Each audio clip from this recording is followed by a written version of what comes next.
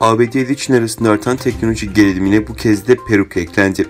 ABD'de 2,5 milyar dolarlık pazara sahip olan ve Çin'den ithal ettiği siyah altın olarak adlandırılan perukların Çin'in Doğu Türkistan'daki toplama kamplarına tutulan Uygurlara ait olduğu iddia edildi. ABD Ticaret Bakanlığı'nın son dönemlerde Çin'den tedarik edilen peruk benzeri ürünlerin 2 milyon Uygur ve diğer etnik azınlıklarının toplama kamplarında gözaltına alındığı sırada gösterdiği artışa dikkat çekti. ABD Ticaret Bakanlığı, ABD'deki saç ürünü satan birçok işletmelerdeki peruklarına Çin'in Doğu Türkistan'daki toplama kamplarında yaşayan Uygur Türklerine ait olduğunu tespit ettiklerini iddia etti.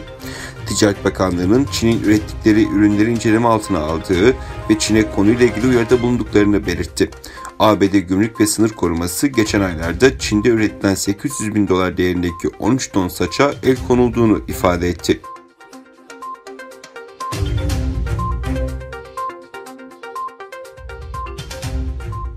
Avustralya'daki Uygurlar 9 Ekim'de Avustralya parlamentosunda Çin'in Avustralya'daki Uygurları tehdit ve taciz ettiğini ifade etti. Toplantıda tanıklık eden Victoria Uygur Derneği Başkanı Alim Osman ve Avustralya Tanrıdağ Uygur Kadınlar Derneği Başkanı Ramila Janishev bu tür tehditlerin Avustralya'daki Uygurların Çin hükümetine karşı konuşmasını engellediğini söyledi.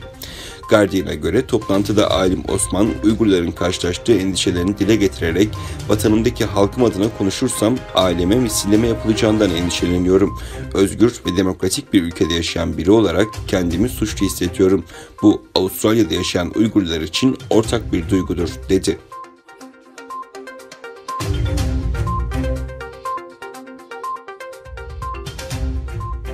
Gelecek Partisi Genel Başkanı Ahmet Davutoğlu, partisinin Mersin 1. Olağan İl Kongresi'nde gündeme ilişkin çarpıcı açıklamalarda bulundu. Bahçeli ve Cumhurbaşkanı Erdoğan'a Doğu Türkistan'da yapılan zulme niye sessiz kalıyorsunuz diye soran Davutoğlu, "Bize karşı gür çıkan sesiniz Uygur kardeşlerimiz için niye kesiliyor?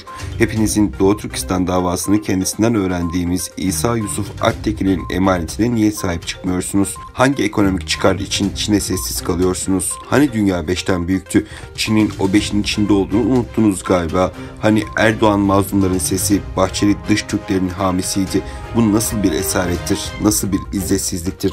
Kaça sattınız Doğu Türkistan'ı? Uygurların canı kaç para sizin defterinizde? Çıkın, yüzünüz varsa konuşun," ifadelerini kullandı.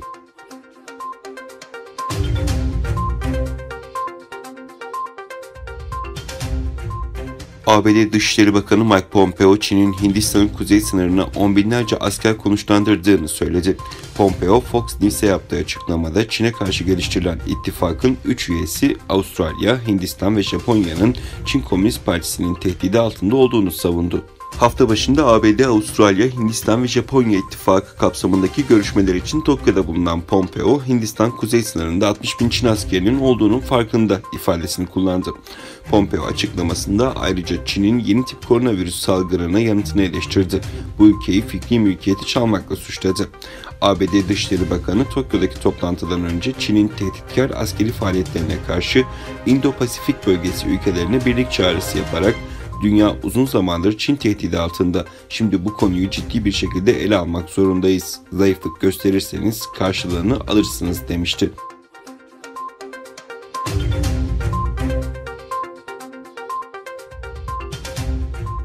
Tayvan lideri Tsai Ing-wen, Pekin idaresinin evhamlarına kulak vermesi ve yaklaşımını değiştirmesi halinde Çin'le yaşanan gerilimin düşmesini umduğunu söyledi. Tsai, Çin Devlet Başkanı Xi Jinping'in Birleşmiş Milletler 75. Genel Heyeti video iletisindeki laflarına atıfta bulunan bir konuşma yaptı.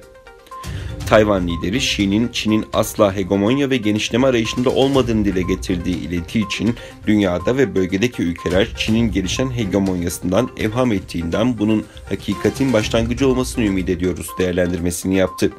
Tsai, Pekin yönetimi Tayvan'ın sesine kulak verirse, ilişkileri ele alış şeklini değiştirirse, barışçıl diyalog ve uzlaşıyı basitleştirirse bölgedeki gerilimin şüphesiz çözüme kavuşturulacağına inanıyorum ifadelerini kullandı.